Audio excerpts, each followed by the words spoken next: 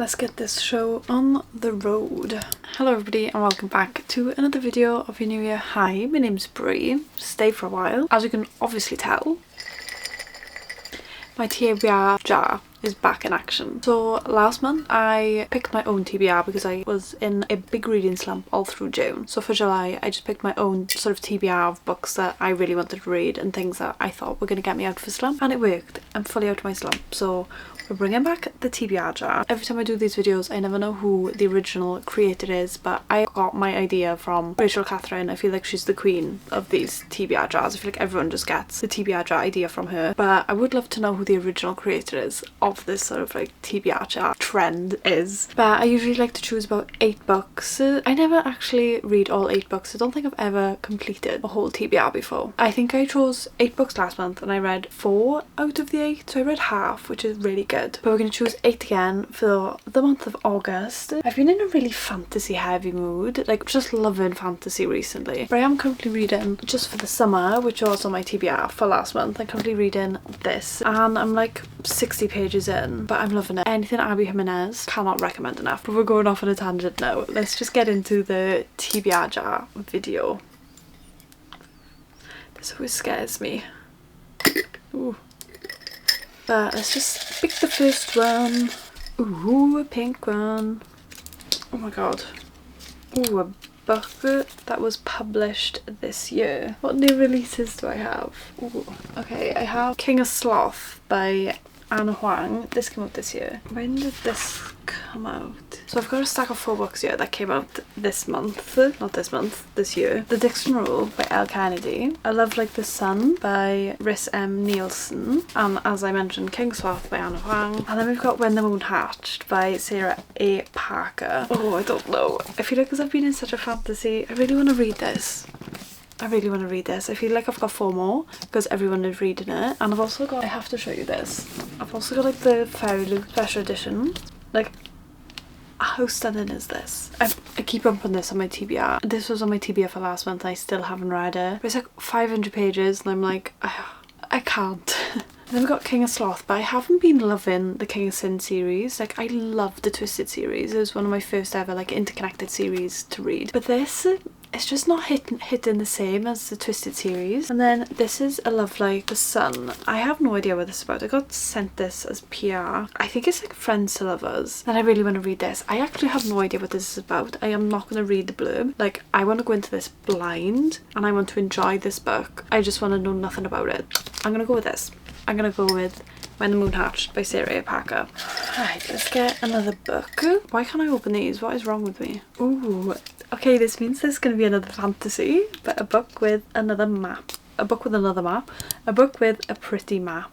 Oh, that means I have to look through like most of my fantasy books now. Right, I got 3 books here that have like alright maps. What Lies Beyond the Veil? No. Yeah, What Lies Beyond the Veil by Papa Elwoods. This has been on my TBR for so long. So that's the map.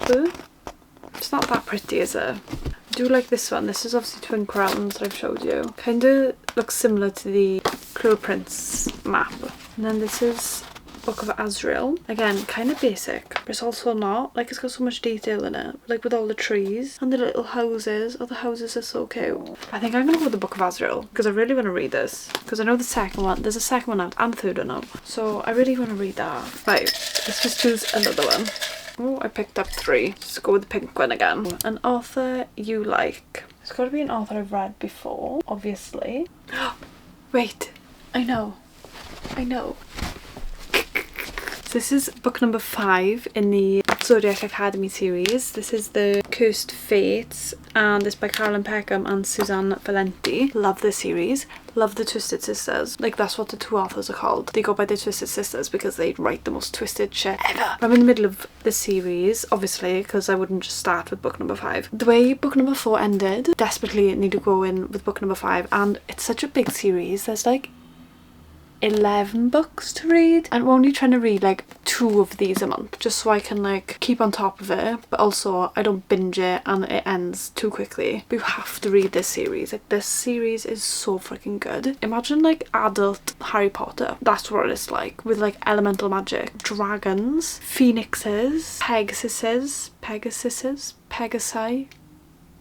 I don't know, but just, oh, it's just so perfect. I can't even explain to you. Just go read it, please. Just go read it. So that's book number 3. Let's go with yellow. Any romance. Okay, I feel like this is good. We can just read any romance book that I want to read. So we got The Unhoneymooners by Christina Lauren. I know I have not read this yet. Oh, but then we could also go with King of Sloth. Oh my god, then I've also got 1,000 Broken Pieces, which has recently come out. This is a sequel to 1,000 Boy Kisses, and I really want to read this as well. And this is like the work sprayed edition, sprayed edge edition. So cute. Oh, but then we can also we could fit in the Dixon Rule. Probably won't even read it. So we also got Carly Fortune's This Summer Will Be Different. This has recently come out and I love Carly Fortune. I think this was meant to be on my TBR for last month, but I just never got around to reading it. But I love Carly Fortune's books. Not everyone loves her writing, especially Every Summer After. There's a bit of a controversial trope in that book, but this one, I think it's just like normal friends to lovers. I don't know, I'm so indecisive.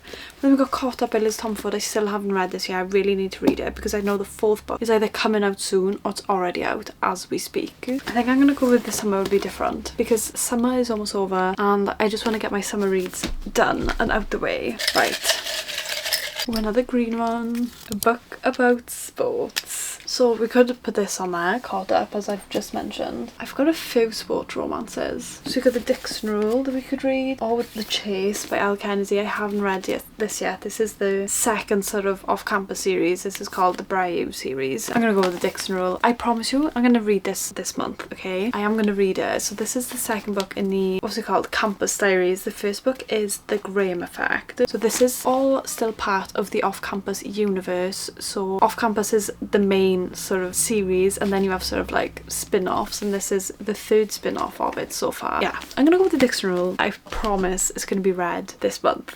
Sorry about the sun. There's not much I can really do about the sun. I can't move the sun, but it is kind of annoying, isn't it? But there's not much I can do. Should I try go for blue one? I feel like we haven't got a blue one. Oh god. Over 500 pages. Okay. I just read House of Sky and Breath and House of Flame and Shadow back to back. They're like 800 page books. I can't do any more big books. Over 500 pages. It's obviously going to be a fantasy book, isn't it?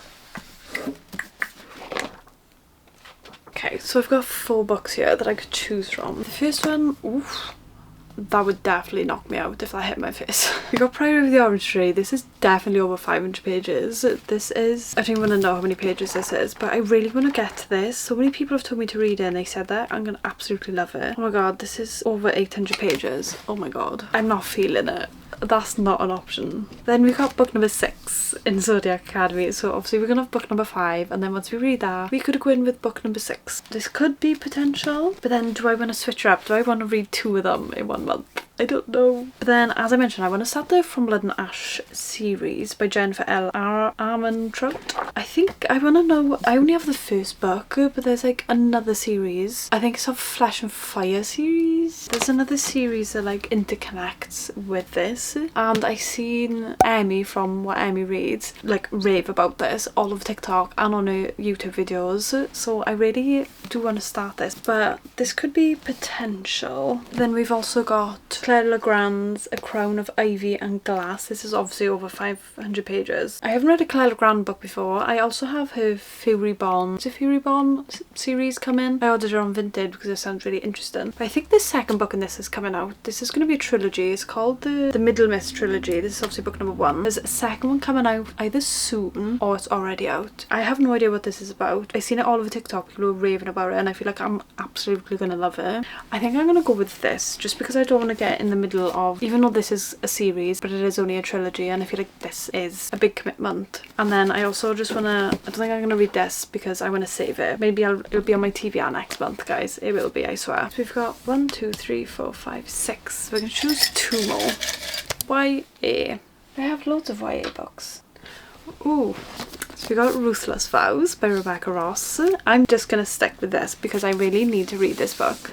Sorry, there's dust all over it because it's been on top of my shelf. I read Divine Rivals in a reading vlog like 2 months ago maybe, and I still haven't read this yet because I don't want it to end. I loved Divine Rivals. It was so cute. It was so just like cottagecore vibes, nothing too extreme. It was just this simple magical love story and it was so cute. This is going to be the last one, so let's make it count.